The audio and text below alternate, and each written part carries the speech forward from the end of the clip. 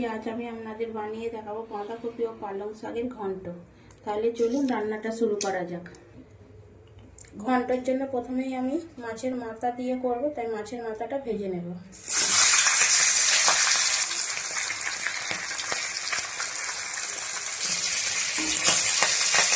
মাছের মাথা দুটো ভাজা হয়ে গেছে, তুলে নেব। ওই তেলের মধ্যে ফোড়নে দিয়ে দেব 5 ফোড়ন আর একটা শুকনো লঙ্কা, দিয়ে দেবো 2টো পেঁয়াজ কুচি,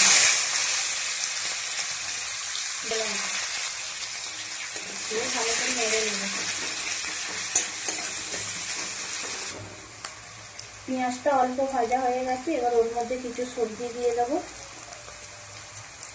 গাজর, বিনস আর আলু, মূলো, নেড়ে নেব।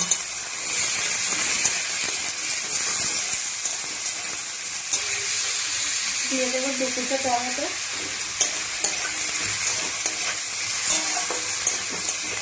এবার দিয়ে দেবো ধনে, জিরে, মৌরি, কাঁচা গুঁড়ো করা, দিয়ে দেবো 1 চামচের মতো আদা বাটা, দিয়ে ভালো করে মশলাটা কষিয়ে নেব।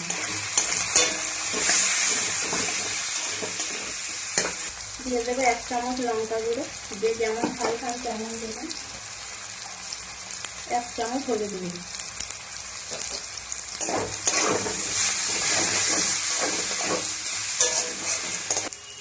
মশলাটা আমার ভালো করে কষানো হয়ে গেছে। এবার ওর মধ্যে বাঁধাকপি ও পালং শাক দিয়ে দেব।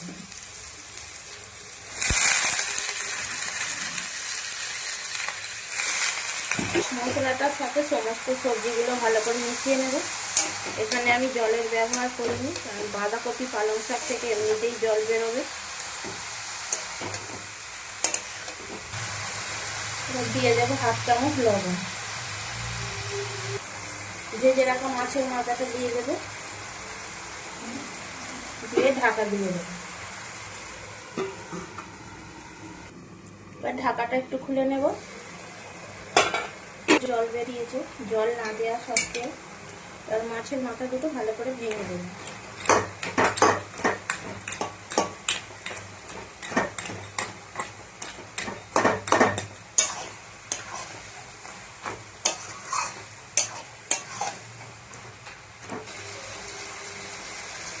আবারও কিছুক্ষণ চাপা দিয়ে দেবো।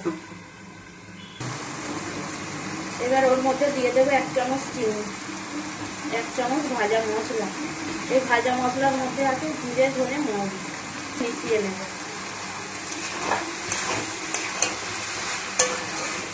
চচ্চড়িটা প্রায় আমার হয়েই এসেছে।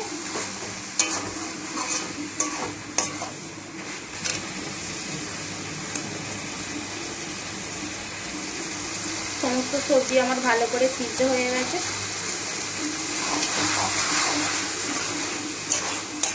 পালং শাক বাঁধাকপির ঘন্টটা আমার হয়ে গেছে, বন্ধুরা। ওর লাগিয়ে নিই